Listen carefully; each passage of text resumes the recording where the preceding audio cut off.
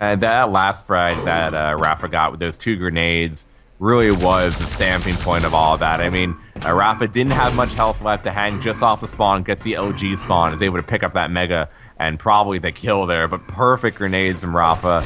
Took off any momentum to hang had and took the Mega, which is pretty much going to solidify a win here on ZTN. Still 4.5 minutes to go, but ZTN is the hardest map out of any of the maps to get a long string of frags together. So, Rafa with another quick frags, quick domination, and putting himself up 1-0. It's those conversion frags that have really made all the difference for Rafa. And if you're, unfamiliar with what a conversion frag would be, and well, Slash and I have conflicting views on the terminology for this, but I call a conversion frag as any frag that you get cleanly after a kill.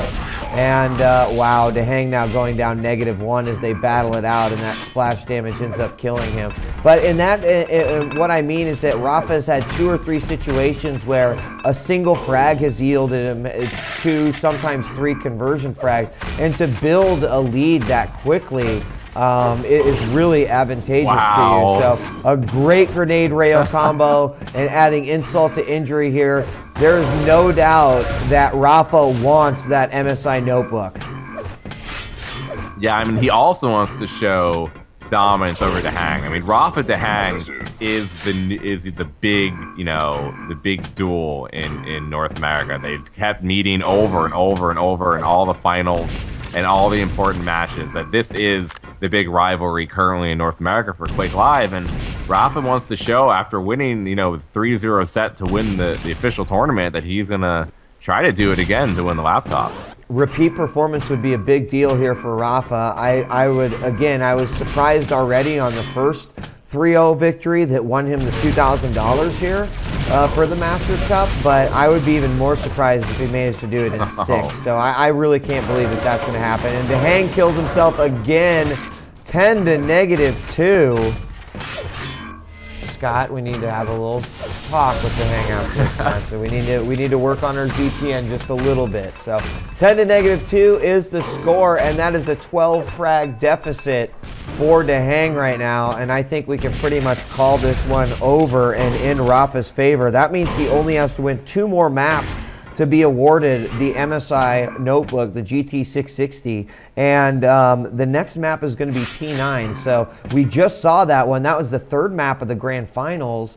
Will anything have been learned? And remember, there was some moments where DeHang certainly had that map. There were just a few little mistakes that happened, and maybe he can correct those mistakes and bring it back in his favor.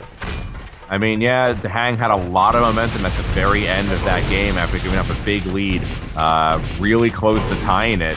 So he's probably going to use a lot of that going into 29 again this time.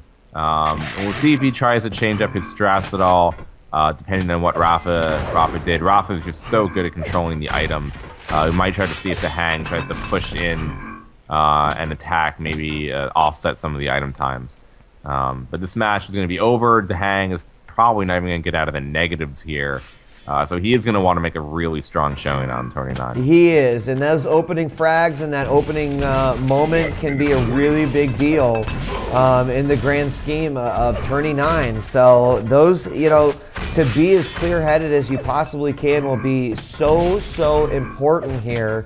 As they sort of solidify the ending of this tournament and in these games.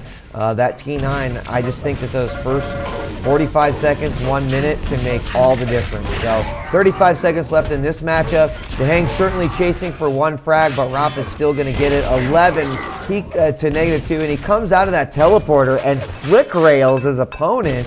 He gets an impressive reward for that one, and I'll give him an additional one. 20 seconds left, Slasher, and we will see first game of the MSI notebook battle for the GT660 laptop go in to Rafa's favor. So we're going to move on to the next map. That'll be Tourney 9, and we'll see if DeHang can do anything better there.